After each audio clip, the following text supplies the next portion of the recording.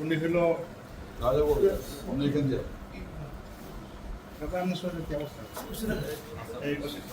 ফরাজি সাহেব হলো উনি কথা সাহিত্যিক লেখক অনেক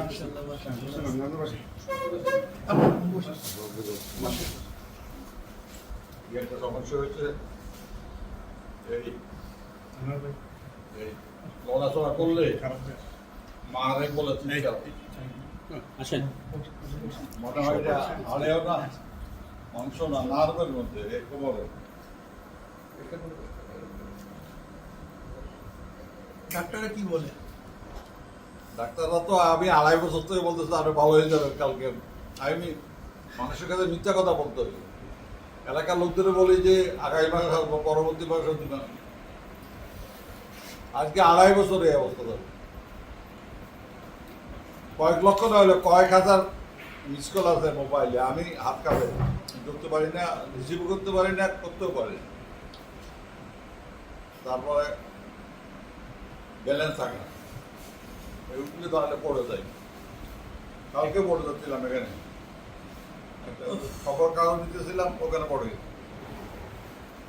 আল্লাহ রহমতে 15-20 বার পড়ছি, একবারও মাথা ফাটে নাই, মারাও দেয় না। হাড্ডি ভাঙে না, মাথা ভালো না। আমরা তো কইছি না আল্লাহ যেন আমাকে শেখ হাসিনা পতন না দেখে না মৃত্যু দেয়। আমি কইছি না, এই আমার ডাকাতদা বন্দার আবদার কি সে রক্ষা করবে? ইসলাম ধর্মে যারা বিশ্বাস করে যার মৃত্যু যেখানে সেখানে যাবে। তো আমাদের মতো মারবে না। আজরাইলে বলে দিছে কথা, তার জান কবজ করে রাখেন। আমি বলেন, আমি বলছি যে হাসিনার বিদায় না হওয়া পর্যন্ত আল্লাহ তুমি আমার ওই নামের হত্যা করতে একটা গল্প আছে।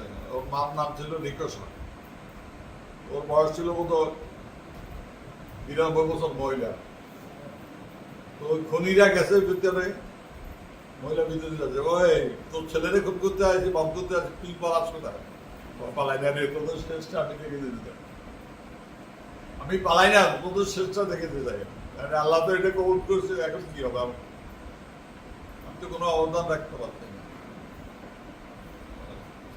অবদান রাখতে পারতেছেন না মানে আপনাদের অবদানের কারণেই তো এসব ঘটতেছে।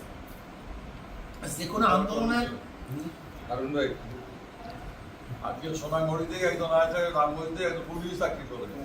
এই সরকার সবচেয়ে ব্যতিব্যস্ত আছে পুলিশ নিয়ে। হাসিনা যত না আর্মির উপর ডিপেন্ড করছে, ভোট কাটা থেকে শুরু সব অবকর্ম করছে পুলিশ দিয়ে। মানুষ খুব লাশ পোহায় দেওয়া সব করছে পুলিশ দিয়ে। এদেরকে তো আল্লাহ তাআলা ক্ষমা করবে কিনা আমি জানি না। সে বলছে আমার কাছে চাইলে, কিন্তু এরা ডাকাতদা, এরা মানুষ না, মানুষের ইয়েতে পড়ে না, এরা মানুষের ক্যাটাগরিতে পড়ে না। এরা মানুষ মানুষের আল্লাহর সৃষ্টি বন্দারে পোড়ায় দেয়। তারা কি মানুষ নাকি? শিশু আকাশটায় গুলি করে এই 14টার মতো শিশু মারছে।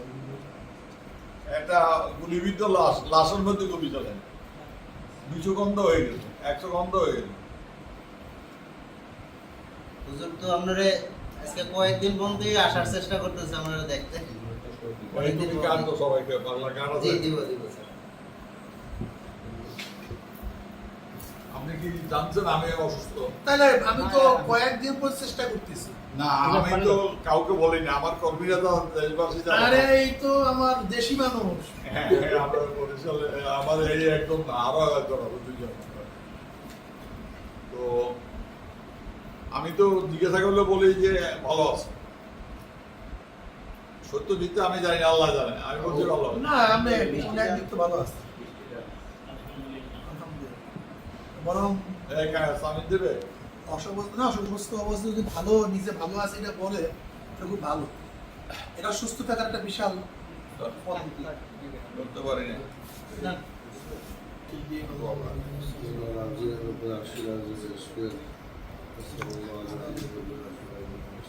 যতক্ষণ পর্যন্ত সমাজের সকল অংশের মানুষের প্রতিনিধিত্ব না হবে, ততক্ষণ দেশে শান্তি হবে না। আর আজকে বলছি 18 বছর উপরে পুরুষ মহিলা সবাইকে সামরিক ট্রেনিং, ইন্ডিয়ার হাত থেকে বাঁচতে আর কোনো বিকল্প নেই। আপনি বসেন। আপনি বসেন, আপনি বসেন, আপনি বসেন। মুক্তিযুদ্ধের সময় আমাদের ছেলেরা মাল কোষা হয়ে গেছে খায়, এই লুঙ্গি করা, কোষ মারা, এই এক বুক পানির মধ্যে রাইফেল হাতে দাঁড়ায় থাকতো। বিদেশি এক মহিলা সাংবাদিক বলো এরা কারা? মালহোত্রা ছিল ইন্ডিয়ান আর্মির চিফ, আমার সাথে সাঁতার প্রতিযোগিতা পারে নাই। তো বলতেছে এরা মুক্তিযোদ্ধা। মুক্তি বলে যে তোমাদের খচ্চর বাহিনী দেখছি, শ্যাম্পেন বাহিনী দেখছি, কেউ হারাতে পারবে না এই জাতিকে। যে জাতি কান্নার পরে হাসতে জানে ওই জাতির পৃথিবীর কেউ হারাতে পারবে না। ইনশাআল্লাহ। দোয়া আছে, আপনি বসেন, আপনি বসেন, আপনি বসেন, আপনি বসেন, আপনি বসেন। আর আপনারা কাছে কাছে রাখবেন, দাঁড়াইতে চাই। সেটা পরে যায়, এটা পরে আল্লাহ পাক না করুক।